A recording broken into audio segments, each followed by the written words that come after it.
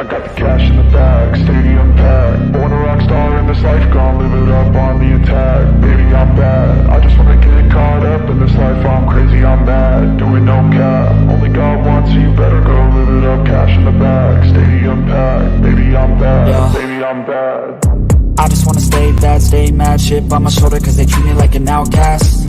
I ain't gonna take that, stay back. I'll be swinging hard till the hits come in all caps. I ain't gonna lay back, pray that someone's gonna help me. Ain't nobody like that. I ain't gonna wait, that's all fact. Give me one shot and I'll never get the throne back. I'm sick of being cautious. I'ma go cause some pain, can't stop this. I'ma steal everybody's lane, call it shoplift. Sick of hearing everyone complain when they thoughtless. Taste the pain and All right, welcome back to another episode of The Drive. I'm Nathan Biegel. Joining me this week, we have the one and only Josh Reagan from Reagan's Corner. Josh, how are we doing this today, man? We're doing good, man. We're doing good. I mean, my second team, though, the Kansas City Chiefs. Ouch. Yeah. I mean, Joe Burrow, you know what I'm saying? Just every time I bet against them, man. Every time against the Bengals, they win. Every time this year. Man, maybe that's a sign you need to bet for them. Hey, yeah, sure. we'll be talking about that too. But yeah, like he was saying, the championship weekend went through this past weekend. So I'm going to give some reactions on what went through at that. Starting off in the AFC, as Josh said, was the Cincinnati Bengals versus the Kansas City Chiefs. Joe Burrow versus Patty Mahomes. And for the first time in 4 seasons, the Chiefs will not be going to the Super Bowl, as for the first time since 1981, the Cincinnati Bengals will be going to the Super Bowl, which is crazy. No other quarterback in their 2-year term has went to the Super Bowl, and now we got him. So, yeah. So, Josh, I know you give me a little bit of your reactions of this game, but just tell me a little more. What went down on this game? Ooh, I mean, we got to give Mahomes one game, right? I mean, was it the Super Bowl that we gave it, or just this game we gave him to him? Because he's been electric his whole career, okay? He choked this game going to another Super Bowl, potentially, okay? Is it the off-the-field kind of thing with Jackson Mahomes and his future or his current wifey that's kind of putting him aside of the game here? Or is it just Patrick lost his I'll go Austin Powers on you, his mojo. He lost his mojo in the second half. He just did. And I'm a Patrick Mahomes dude, man. But Joe Burrow is just a different cat, okay? I don't know if he has that off switch other than getting hurt last year and having a really bad offensive line and defense last year. But the defense is coming somewhat back to the Bengals of old, when you had somebody who pretty much knocked AB out of his career path, okay? When they had Perfect, or whatever his name was at the time. Cincinnati starting to get back into that with their defense, where you just don't see it right away. But in the second half, your coverages, this and that, Mahomes was playing pretty much keep away ball, which they weren't running it. You could see he was losing his confidence. Yeah, when you don't have that run game, that obviously takes a lot of aspects out of the game. And like I said, he was just using his legs a lot. I know he was under pressure pretty much the whole game, just running, and then he's trying to extend it. And there's obviously times where you extend the play and it looks beautiful. We've seen Patrick Mahomes do this before. Then we got games like today where he extends it and it's just a little too much. There's a couple of times I feel like he could have threw the ball, either thrown it away or thrown it. He could have found somebody, but he extended up just a little too much. But that's, I feel, everybody no one's going to have a perfect game their whole career. And this is just one of the few games where Patrick Mahomes struggled and just ultimately cost him. It's just funny because they won the coin toss. And you see Josh Allen put a tweet out where he's just like, man, I wish I would have called heads instead of tails.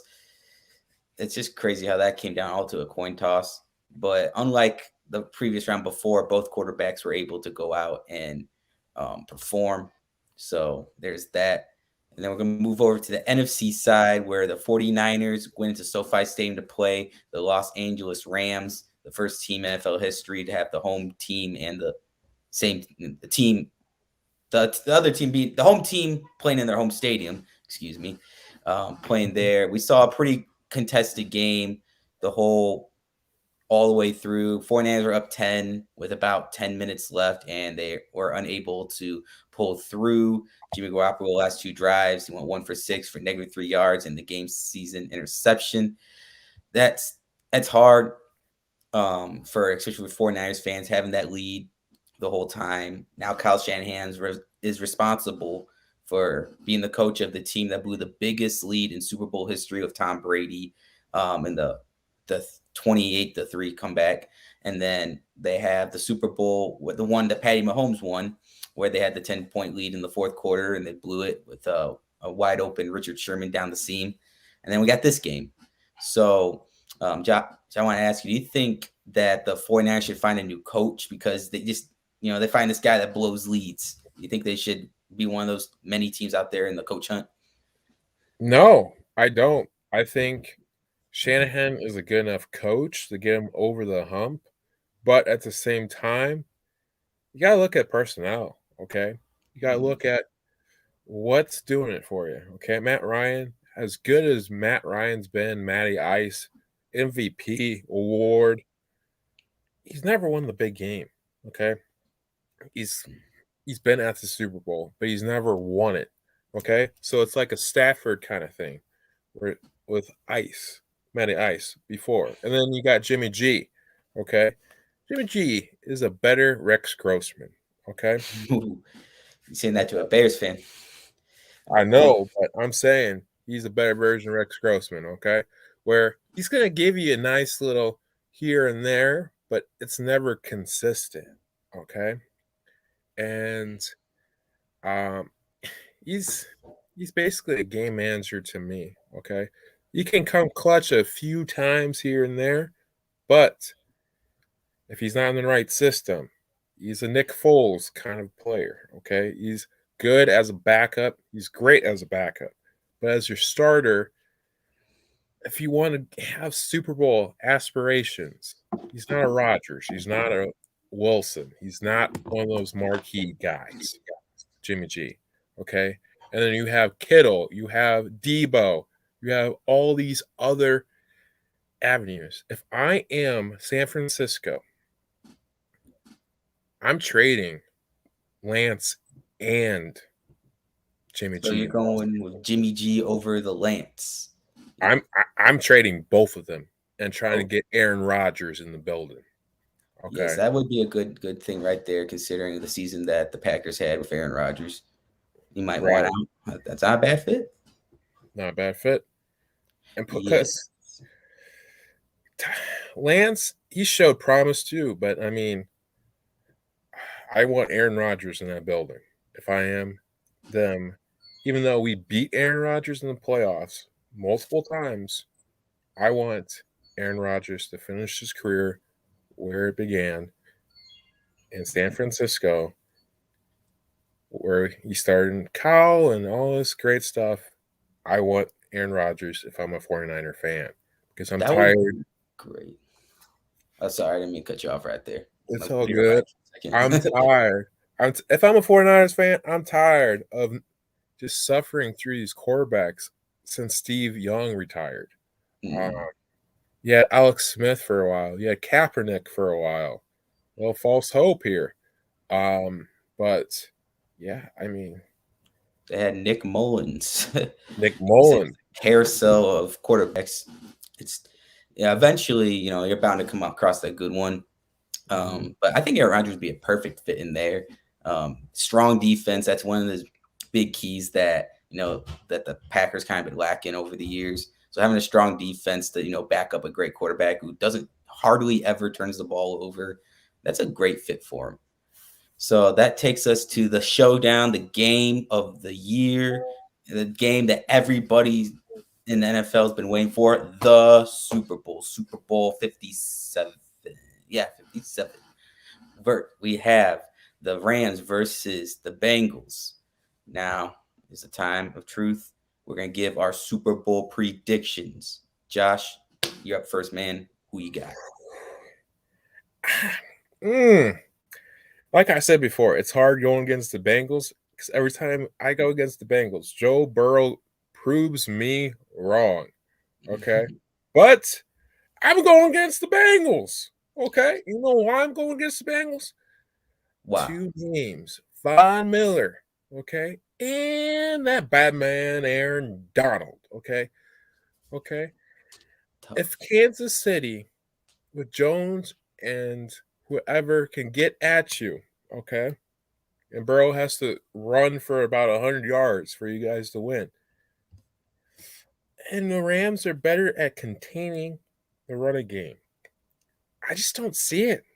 I feel like Stafford, it's his time, it's his place. If he's ever going to get a Super Bowl, it is now. With Odell, with Cooper Cup, okay, even on the offensive side, okay, that defense is just iffy. I mean, it's Shackle and Hyde. Which team's going to play for Cincinnati? Okay. Right. It's all going to come down to that stack defense that they went out and spent a fortune on to get with last year going in Jalen Ramsey, this year, like you said, Von Miller, and the 3-time Defensive Player of the Year, Aaron Donald. I really like the Bengals. I really want this to be a very interesting Super Bowl, but that defense is just too crazy. And he got sacked 9 times when they played against the Titans, and they still won. And there's no 3-time Defensive Player of the Year. There's no former Super Bowl MVP Von Miller. It's along with a shutdown corners too. It's just I think the defense is too strong, and especially the football defense wins championships. So give me the Rams. And like you said, it's just been too long for Matthew Stafford.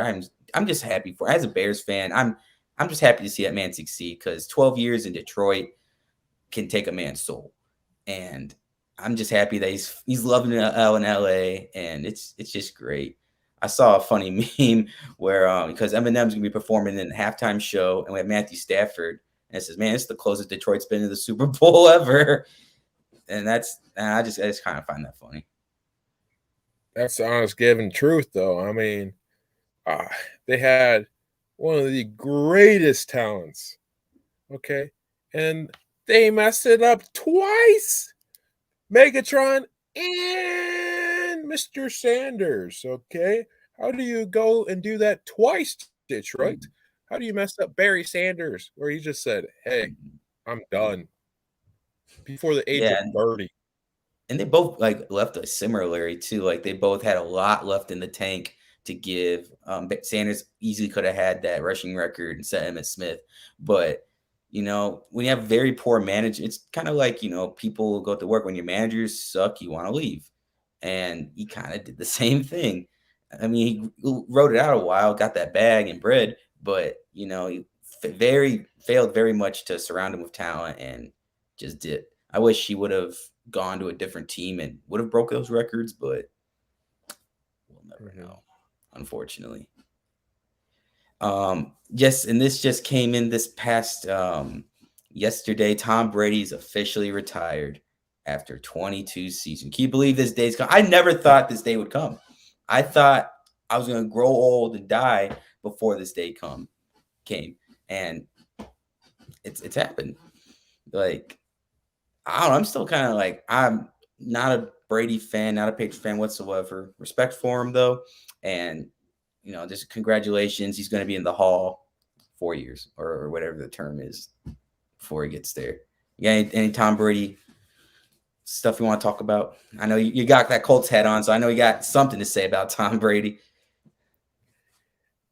Tom Brady's a good dude. Okay, he's a good dude. But the good Lord never gave me a chance to like Tom Brady. Okay, the dude went to Michigan, and as anyone knows, I am a loyal Notre Dame football guy. Okay, I am the goldest homer that you could see. Okay, and the dude went to Michigan. Wait, that's not enough. Okay, and then he torches my Colts for at least 15 years, if not 20 of those years. Okay. I mean, it kind of turned when he told Belichick to take this job and shove it. I mean, it kind of turned a little bit when that happened. Because for how much I disliked Brady, okay, I disliked Bill Belichick even more growing up. I agree with that. But you can't say a bad thing about Tom Brady, okay? A teammate, you hear all these great things. He was laser focused. If he would, I just happened to be on loving the team that was his arch rival. So if I was a Patriots fan, I would have loved him to death. Okay, even after he left, because he gave you a franchise that was not good. Okay, hope. It was almost similar to the Jordan days with the Bulls. Okay. You had some success with Patriots, like you had some success with the Bulls, with uh, Gilmore and all those boys and stuff like that in the 70s. You had success with the Bulls. Okay. Yes. And then the Patriots, same thing. Just happened to run into one of the greatest defenses of all time in the Super Bowl that year. And the Chicago Bears, the Bears. The Bears. Okay. And then Tom Brady comes in. This kid from Michigan that nobody thought would be good. Very last pick in the draft. Very last pick in the draft. From one of the blue blood schools where he barely got to see the field. Okay. His career sounds a lot like his idol, Joe Montana. Okay. It's almost a it's They're if you pretty look at identical. the careers, it's almost exact, other than the Super Bowls, because Tom won 3 more. Okay. This kid who could barely get on the field in Michigan becomes this superstar. Okay. And that kid from Notre Dame, barely get on the field in Notre Dame, becomes a superstar in San Francisco that we talked about earlier in the show.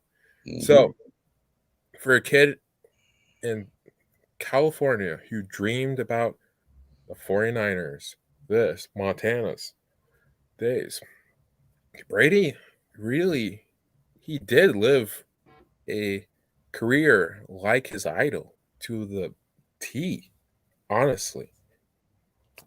It is pretty identical. Joe Montana's passing numbers are a little bit not as high as Brady's, because you have to look at the era too. Joe Montana played, like, he was basically the start of when they started going very pass heavy for that West Coast offense. But you basically, I'll say that Joe Montana walked so Tom Brady could run. Both very similar quarterbacks, both got that clutch gene. Just I like the great comparison right there. Tom Brady just a little bit more winning, but it's very good, very good. And just basically, Tom Brady is the franchise of that. Only having 2 Super Bowl appearances before that, like you said, against the Bears in '85, and then I think it was '96 against the Packers where Brett Favre got his soul ring. Yeah. Yeah, I want to say it was '96, but that he's just a franchise. And if you're a Patriots fan, go build a statue for him. It won't surprise me if there's a statue right there. But now I got to ask you right there. You said Michael Jordan. You said Tom Brady. Those are 2 goats right there. And I see some saying that is Tom Brady the goat of goats. Now, there's a lot to thinking there. I saw Wayne Gretzky from the NHL and MLB. I forget who they. Every time I see the picture, it's someone else different from the MLB. What are you measuring? Hmm? This is a better question. What are you measuring on the GOAT talk? Are you measuring the skill of the player? Because if you're measuring the skill of the player, it's Michael Jordan all day long. But if you're measuring the actual team success throughout Brady's thing, it's Brady. And that hurts me to say because I'm a big Jordan guy too. But if it's on team success in a team sport, it's Tom Brady because you look before every before Gronk, before Randy Moss. Wes Welker is your best wide receiver before all that. Okay. And that says volumes. Most of the time he Mhm. did it on defense, but he had to have that clutch gene, okay, because he was coming back in those playoff games. The Tuck rule came back, okay, even though that is another thing for another podcast. There's a lot of controversy with that one. But anyway, if you're going team sports, it's got to be Tom Brady, okay? But if you're going just the individual and how he drove a team into that promise and the most valuable player, it's Michael Jordan. And it's not even close. Yeah, those are very good things right there. I agree with you on that. I feel like the one key difference between the two is the early career. We saw Jordan get beat by the Celtics and the Bucks compared to Jordan or Brady's early career where he was very young and gets thrown into versus Kurt Warner in the greatest show on turf in the Super Bowl, and he's able to get that one drive and inventories for the kick for the win. And then he got the next Super Bowl against the Panthers. So he's got this very early young success that can't say Jordan didn't have because he was just balling. But like you said, as an individual, Jordan was far superior. But then when you have far less talent, it kind of, you know, and then it's just Brady is the best system right there. And when you're putting in a great system, two things are going to collide and make gold. And that's what they did for 20 years right there. And that's we talked about this dynasty right here, and I got to ask you, Josh, for the Chiefs, there was talks of dynasties, four straight AFC championships, um, right there. Do you think this loss right here kills the talk of Chiefs dynasty, or do you think this is just a little setback? Honestly, there's a guy in Chicago that said the best tool for success is failing. Okay. Mhm. The Kansas City Chiefs, last time I checked, they haven't failed that much. So you can get to a point where you're just expecting to be great instead of doing the things that make you great. So, no, I don't think this is the end. I think this is the beginning of the Kansas City run. And this is why I'm going to say this because you're getting somebody so motivated after choking like Mahomes did and how good Patrick Mahomes is. Okay. You're watching Rodgers' career.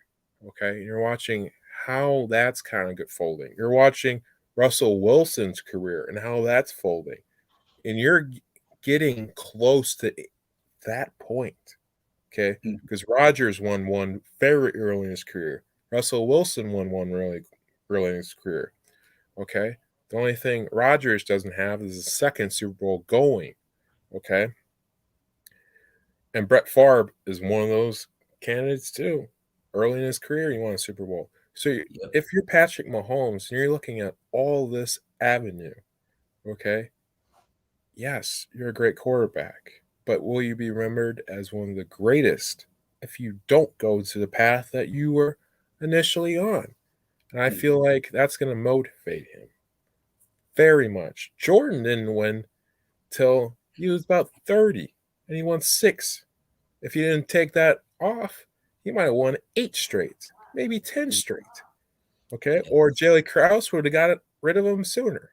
We don't know. But I don't think he's going anywhere soon from Cincinnati.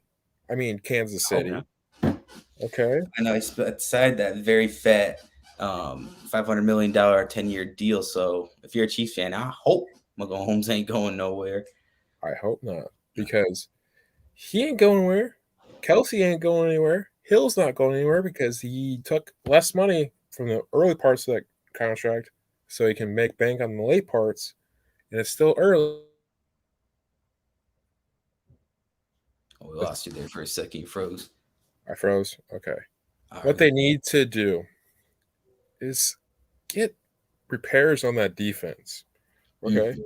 You do some stuff in the off season, get a couple studs in there, and you're golden. Yeah, mentioned the defense. That's one of the reasons why Aaron Rodgers wasn't able to get that second ring later in his career because I mean, part of it's also on him, but you can't pin the whole thing. Defense does give up points. So, like that, I feel like I agree with you. Patrick does need more tools to on the defensive side. I know they were without Tyrann Mathieu, the Honey Badger, in that. So that kind of does play a big role where you don't have your Pro Bowl safety.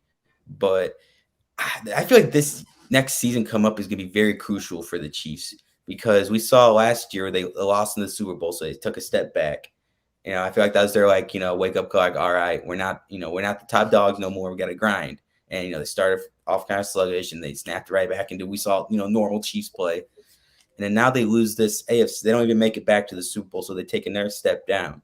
So now this next season coming up is very, very critical for them to not, keep digressing. But they need to get back to the Super Bowl, get back in the AFC Championships, and redeem themselves because of not making the playoffs, or I don't even think winning their division, winning their division next season would still be a fail. So they need to win their division, make it back to the chip, and ultimately back to the Super Bowl. But if none of those are achieved this next season, I feel like the dynasty might be shaken up. But this next year definitely will be the tell if that happens or not. Right there.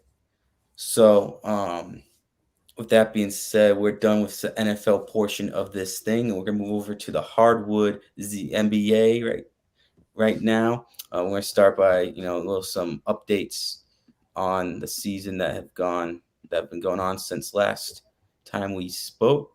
So I'm going to take it to the East Coast right here, where the Chicago Bulls have taken the number one seed, making the Heat drop. And other than that, everything's from 3 on down to the ninth seed is remained the same since last week. The Nets are on a 4-game losing streak without KD still. It's all been on Harden and Kyrie, and they've been playing all right. But and this just proves how much of a big piece KD is. And then right here we got the Hawks, who have won 7 of their last 10 and have moved up from that 12th spot. Are now in the play-in tournament if it were to happen. So today, Pistons won and they moved up from the 15th seed to the 14th. So not much going on right there. Joshua, you want to talk about some NBA? Which you like out this Eastern Conference right now? I like where the Bulls are right now, but I love where the Nets are. And here's why I say I love where the Nets are. With the stance Uncle Drew, Kyrie Irving is taking. Okay, you don't want to be the first seed. You don't want to be a second seed. You probably don't even want to be the third seed here. And here's why. Case if you go to a game 7, okay, Kyrie can't play in a game 7 because in New York, there's a stricter law there, okay? Let's somehow Toronto gets up there with a couple upsets here and there. You're pretty much know Kyrie's going to play in that game 7 since you are 6th right now, okay? Cleveland is the one that's really shocking me right now. Cleveland's coming out from nowhere. The ashes of LeBron James. LeBron James. They would almost say that would be the curse of LeBron James, Okay. So, but they're coming out of the ashes. Sexton is starting to kind of be the guy they thought he would. Garland, great player. But the key is Evan Mobley. Yes. Okay. Rookie for my books. When I'm giving a Southern Cal Trojan his love, okay, he deserves it. Okay. He's one of those players, kind of like Cat over in Minnesota, that changes the whole environment. Okay. A big man that can score inside and out. That's the game nowadays. There's not too many that just sit there and do their thing, like Djokovic, okay, or Embiid, which they should do a little bit more in the paint. But that's another thing for another pod. Okay, so but the Bucks, to me, the Bucks have been a little disappointing this year. Fifth seed after winning a chip.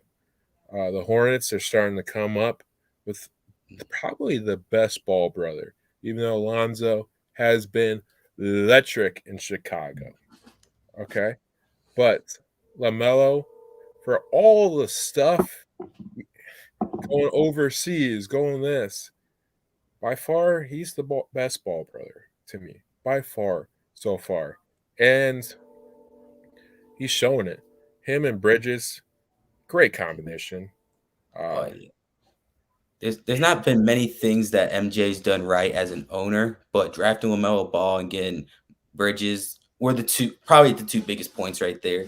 I think they're a lot higher than a lot of people thought they would be this year, and this is because LaMelo Ball's taking that next step. He's not in that sophomore slump, and he's just been balling.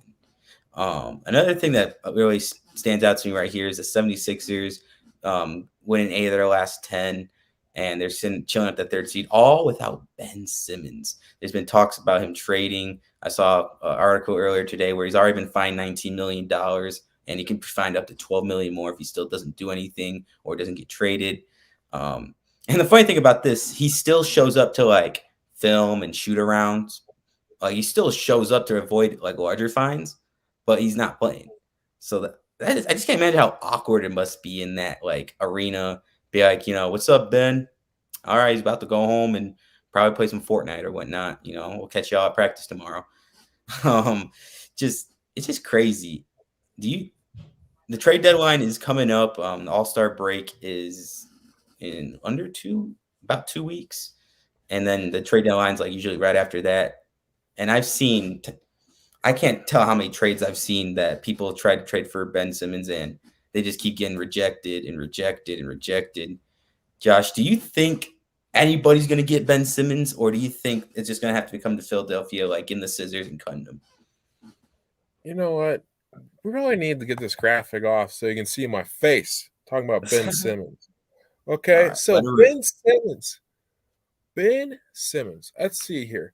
There's an old guy named AI, okay, Allen Iverson, that talked about practice, okay, practice, okay, talk about practice. okay, bro. You can hit a jump shot, and all this started at was because you can't handle the pressure of hitting a jump shot when it matters. Or Okay. a layup, as we saw he passed open a wide open layup in the playoffs. Or a layup. Okay. What is there going? What are they going to do? Okay. Honestly, if I was the GM, I'd be like, okay, cool. Yeah. But if I'm getting assets for Ben Simmons, I'm trading him, and I'm not batting an eye because soon as he suits up for Philadelphia, or if he ever suits up for Philadelphia, that fan base will eat him alive, and Mm. it's not even going to be close. Because if I'm here in Chicago, okay, in the pretty much market of Chicago and Detroit and everything else, and I'm sitting here and I'm looking at him sideways, Philadelphia 76ers fans, who are one of the most loyal fans in basketball, are going to roast this dude. They're going to roast this cat. Roast Wouldn't him. surprise me if they throw stuff at him. Hey, We there saw might, we saw what they did after the Eagles won the Super Bowl. I can't imagine. there might be bricks thrown at him. How ironic would that be? Okay. Right. But I think they just cut him in the offseason, to be honest with you. And he goes wherever he wants to go because this is just a headache that shouldn't even be on the roster for Philadelphia. I would have already cut him. Right. It's just weird that there's so many trades, and they were asking a lot for him. We're talking multiple first round picks, like two or three, like a good dude, and then like two people that will like compliment that person, and it's just too much. I'd say he's like a LeBron James that cannot shoot. He's got the size. He does got handles. He can drive. He's got court vision, but like he just doesn't shoot it. If anything, we look at LaMelo Ball. We remember how ugly his jump shot was, like just ugly. But then he did something that Ben Simmons didn't do. He got in the gym. He worked and worked and worked, and now he's a great jump. He can shoot from three. Ben Simmons has, maybe I can count on my hand how many threes he has in his career, which is sad. Um, Man, if nothing happens this year, he might be playing for the Shanghai Sharks. Like he might not be playing in the NBA. And that'd be crazy when he's one of the best defensive players in the NBA. That makes me wonder how he would fare out in the China League, though. We saw, oh God, what's his face? Oh no, my name's losing my name. He dropped like 70 on him. Jimmer Fredette. We saw Jimmer Fredette go off in the China League. So I would like to see what Ben Simmons could do, but I would love to see him on. Oh, we're frozen. You still there? Is Josh still there?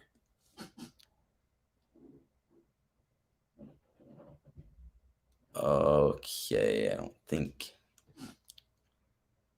we lost him. But yeah, Ben Simmons is definitely this is just a big fiasco right there. I know I've talked about this in my past podcast, and oh yeah, he left right there. So maybe he might come back later, but I'll hold down the fort for right now. So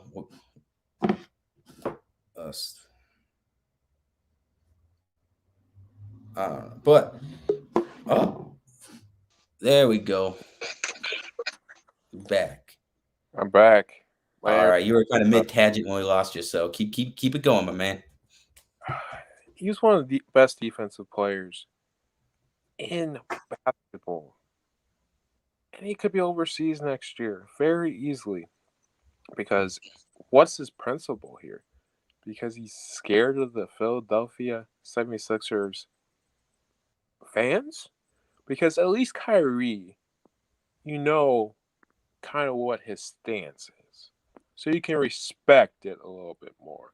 But Ben Simmons, what are you doing, my dude? It's just crazy, man. I would like to see how he fare out in the China League, though. I know Jimmer Fredette went and just sauced up the China League, and he did get a contract on the Suns, I think, last year, but now he's not on no more. But I would like to see how much he would just dominate out there. But ultimately, I do want to see him in the NBA playing, just because the best talent that they can get. It's it's just a lot going on, Ben. I don't know if it's mentally, if there's just something going on with him up there or what, but they just got to figure it out, man. I know as the trade deadline approaches, I'm just gonna be anxious to wait for that notification, that Woj bomb that says Ben Simmons has finally been traded. And I don't know who's gonna pick him up, but best of luck to you. With that being said, we're going to go over to the west side, the west coast. Sorry to cover you up, Josh, for a second. So we're going to take a look at these standings. The Suns, who are on a 10-game win streak, the only team this year to go on multiple 10-plus game win streaks, as now they got a 3-game lead over the Warriors right now. The Grizzlies chilling in third place right there. The Jazz move up from the 5th seed up to the 4th seed. And then we have the Mavericks slipping down a little bit. And I think the big surprise right here is this T-Wolf squad right here, who finished 13th in the league last year, and are now in playoff contention. And then the Clippers, Paul George goes down with an injury, so now they're out without their two main stars that they went out and traded for. And they're doing better than their LA component, the Lakers. Oh, we lost Josh here for a second. Oh, we back in here. But like I was saying, we got the Clippers. Yeah, like you said.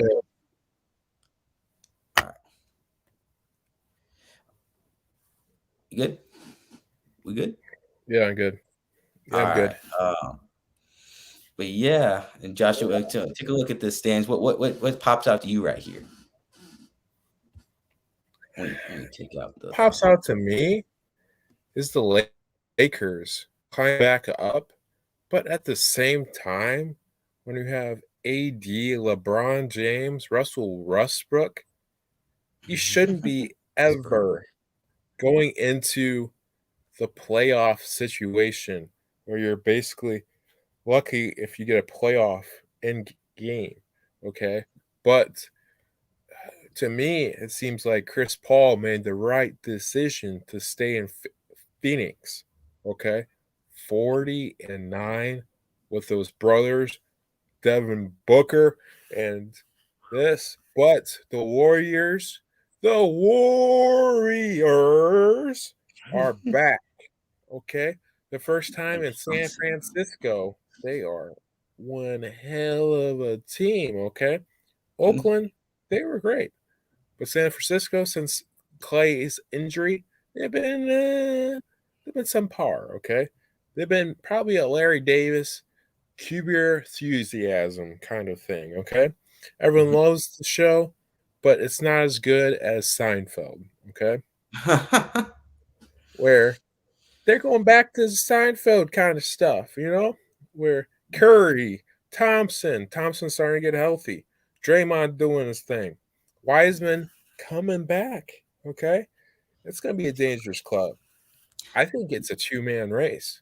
Okay, Phoenix and Golden State, and everyone else can get out of the way. John Moran, he's put the Grizzlies in a good spot. Okay. And you got the Nuggets and Jazz always in there. Luca's been a little bit disappointing. Like you said, the Timberwolves are starting to climb up there.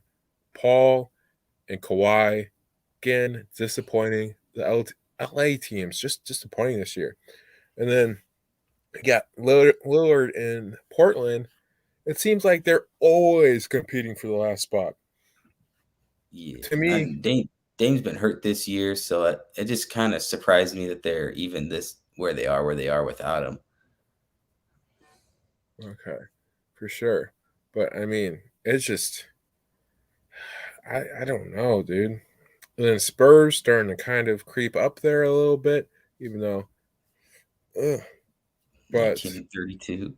I right. mean, and it's weird. Even though the Rockets are in dead last, there's been multiple games where they probably could have won. Like they always lose very close games, and for what kind of roster they have, that's really surprising. Last night, Steph Curry um, was getting taunted by Jalen Green, and then Curry flipped the switch and dropped 40 points and 9 assists in a comeback win. That's it's just crazy that they're there, but I can't even say they're there, but like they have opportunities. I think they're just young and not doing it. And then we have the Pelicans at the 12th seed without Zion Williams is still yet to play this season. Do you think Zion should just sit out the rest of the season and work on that conditioning? Or do you think maybe he should try to come back? Because they're only 2 spots away from that 10th seed for the play in, which is about 3 games. Yeah, 3 games. So do you think Zion should maybe make a push to come back after the All-Star break, or should he just sit out the rest of the season?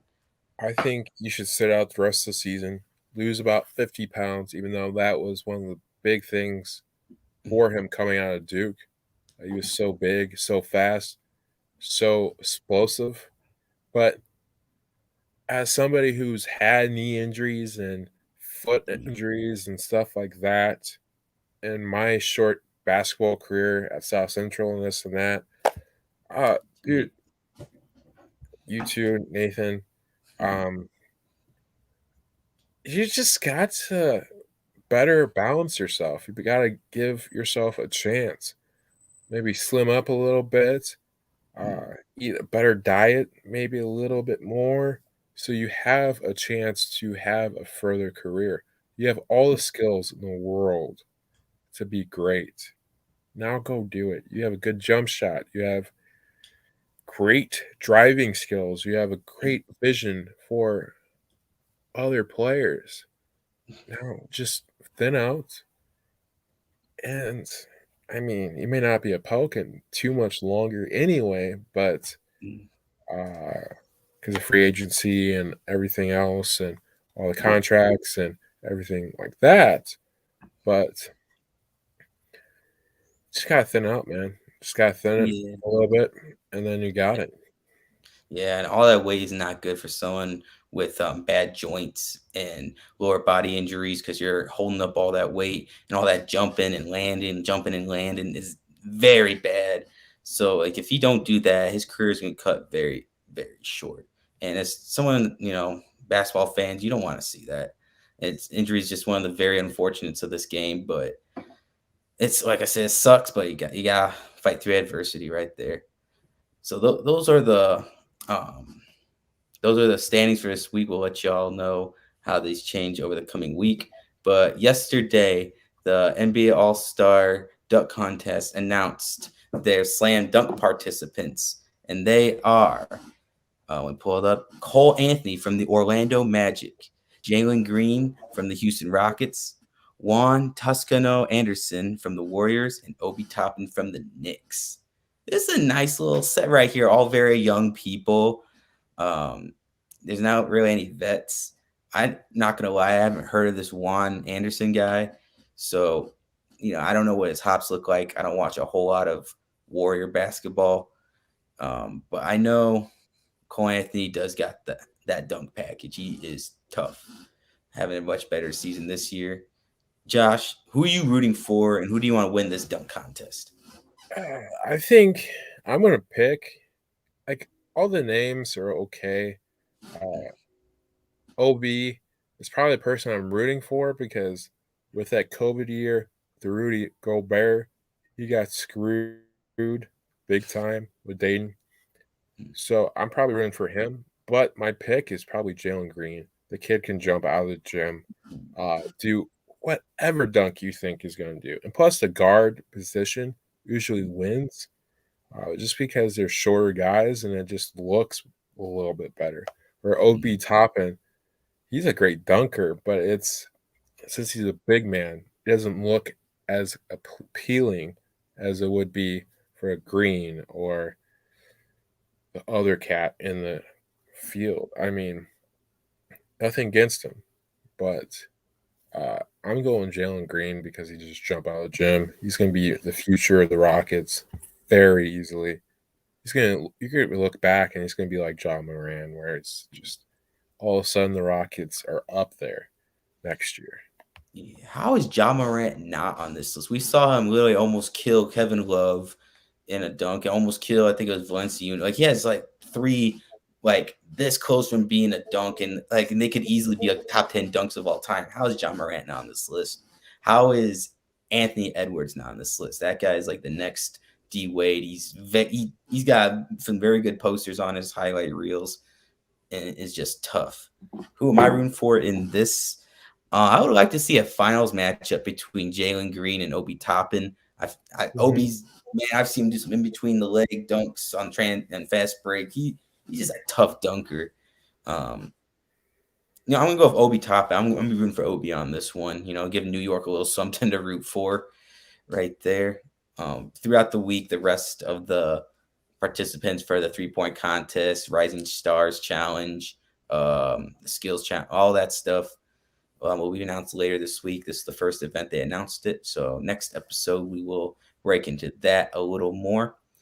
But with that being said, we're going to move on to, I like to call top fives. Who doesn't like top five lists? I do. So I'm going to go start with the point guard position of this season, my top five this season. Josh, I want to kind of I want your reactions. All right. Tell me what you think about them at the spot. So we're going to start with honorable mention. You talked about it earlier, LaMelo Ball, great point guard.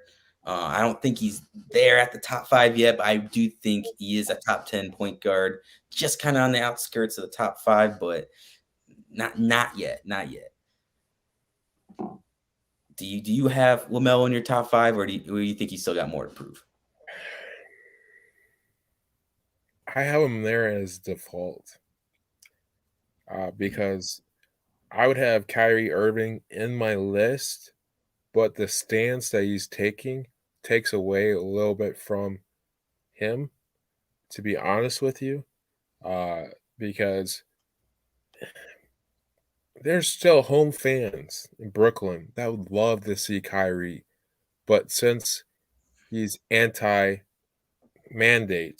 not anti-vaccinating. Okay, if you're anti the facts, okay, I respect it a little bit more, but he's anti-mandate. Okay, so he can't play in his home stadium. Okay, Mm, well, Ball is just balling it out, and the reason why they're almost in the hunt. Okay, in the hunt of the playoffs. And Charlotte's usually one of those teams where they're just a dumpster fire. They're kind of like the Knicks were for a long time, where they just are bad. They moved the franchise 2 or 3 different times. Okay. And Ball's giving them stability with that franchise. You take LaMelo out, the Hornets are probably 13 in the Eastern Conference. Easy. So give me Ball probably fifth, to be honest fifth. with you. All right, so I'm gonna move up to my top five. Some people don't count him as a point guard, but ESPN has him labeled as a point guard. We're gonna go with Luka Doncic. Um, Mhm. he's just got 9 assists on the year. I think they said it was 26 points, 27 points a game. Mavs sitting there at that 6 seed. He's competing out in the West. His shooting percentage dipped a little bit, but as a point guard perspective, he's up there at the top of the league right there. So I got Luka Doncic at number 5. Reaction to that? I mean, yeah, I put Doncic about there because he should be one of those generational talents. The dude can shoot inside, drive. He has a smooth game. He's underplaying to what his skill level this year is. I believe, and I would put him probably about fourth in that list. Yeah. Like you said, you're talking about Kyrie. He is a top 5, but since he hasn't really played much this year, um, I'm just gonna leave him out there for that kind of sakes. Then we move on to number 4. We got someone who was also in that draft class, Ja Morant, who has the Grizzlies at that 3rd seed right now. He has talks from other players around the league, including Draymond Green, who says he needs to be in the MVP talks. And man's just been on another level this year. I definitely would give him most improved without a doubt. But now he's top 5 point guards in the league, considering all the talent there is. Give me John Morant at number 4, and then number 3. We even though you can't look, I don't want to look at the record, but look at the player itself. Give me Trey Young from the Atlanta Hawks. Man's averaging 28 points a game and 9 assists. The Hawks themselves have been kind of struggling, but they've been moved up a little bit. Trey Young had himself a dagger, help against the Warriors. No, it was the Lakers. Excuse me, help beat the Lakers earlier this week. Had himself a nice game. Trey Young himself, great point guard. They have the talent around him. I don't know what has been going on with Atlanta this year. Mhm. From a team that made the Eastern Conference Finals last year, it's just not the same. They did some trades around, but give me Trey Young at the 3. Number 2, the man who's leading the league in assists this year. Not LeBron James is not the only old veteran that's balling. Give me Chris Paul, the 36-year-old who's leading the league in assists with 10, a little over 10, and he has 15 points a game. He's just the point guard. You can't argue it, and he's helping big. Actually, the main reason why the Suns are number 1 in the West and the league itself. Chris Paul is just an ageless wonder in himself. He's proven that he's still hungry. They made the chip last year, but they just couldn't pull off the 2-0 lead. So I feel like that he's got a lot to prove this year. But that leaves for number 1 the guy basically I'd say his best competition outside LeBron James in the playoffs this year. Stephen Curry and the Warriors, just so loaded. I know he hasn't had the best season. He's had a career worst shooting from 3, but he's still out here making up performances, and they're second in the West, so that's got to count it for something. So give me Stephen Curry, the best point guard in the league right now. Josh, who do you got at number one? Do you agree with Stephen Curry, or do you have someone else in mind? I'm gonna go Steph. I'm gonna go Chris Paul number 2, and I think I'm gonna go John Moran number 3. I'm gonna leave Trey Young out, even though I think that's a pretty good pick because the dude he's lethal from everywhere. It's just his team has not performed well this year, and basketball is a team sport. That just kind of gives me a little bit heebie-jeebies of him. So I'm gonna give in point guard positions the ultimate leader in basketball. Okay. Okay. All right. Yeah, give me Stephen Curry number 1 and number 2 Chris Paul. Nice. That's a very nice list. Who do you have in your top 5 point guards this season? Drop comment below on what you think is the best point guard, and who do you think I left off this list? Who do you want to win this dunk contest and all of that? So to wrap up this podcast, we're gonna give them out a small little Bulls with Biegel segment. So basically, the Bulls are number 1 in the East. Let's go! So excited, so happy as a Bulls fan. Although we've been without Alex Caruso, Dennis Jones Jr. We're kind of without our bench pieces, and Zach LaVine's been in and out, but we still holding on to that number 1 spot. I'm liking it. Let's take a look at the top or the next 5 games we got. Right now, as we speak, as we are making this podcast right now, the Bulls are at home versus the Magic. Very last seed in the East. I think we're going to win this one. Josh, what do you think? I'm going to name off these 5 games and tell me what you dub or loss. So versus the Magic. Should be a dub. Yeah, pretty simple right there. Next, we're going to go on the road to face the Raptors. Bulls are usually, in the past have been pretty good against the Raptors. Raptors have been mediocre this year. Give me a dub on that one. Josh, what do you think? Dub or loss? I'm going to go I think they get upset by the Raptors. I really do. In Toronto. It's the NBA full of upsets, so it definitely could happen. Then they're going to be on the road again versus the Pacers. I don't know why. The Bulls are always back and forth with the Pacers. They never really blow them out, but they never get really blown out.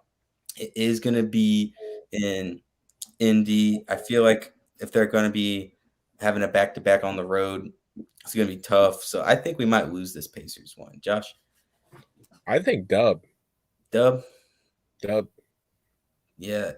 Pacers, they definitely have the opportunity to come out they come alive whenever you saw them beat the Lakers, and they can just win whenever. So then they're gonna come back home on a 2-game home stint versus the 76ers and Suns. I do not see us win that Suns, but I do think we can win that 76ers matchup right there. What do you think, Josh? Dub. Streaming close. Dub City right there. So that's our next 5 games for the Bulls. And that's all we have today for the drive. Thanks to everyone who's tuned in. Make sure to like, comment, subscribe. Go follow Reagan's Corner, where we have many sport interviews from college athletes across the country. We got my man Josh right here, always making that content. Got anything you want to say about Reagan's Corner, Josh, to the peeps? Yeah, we're creating a March Madness-like tournament with all our student athletes, and here on the drive, we'll have this on Reagan's Corner every Tuesday for you. And we'll have our mini broadcast usually on Thursday. Okay.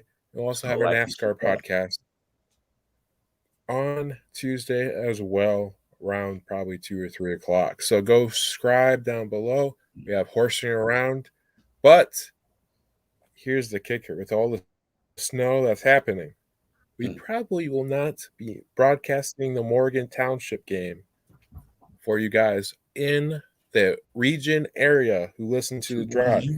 Okay? Because the snow's coming eventually.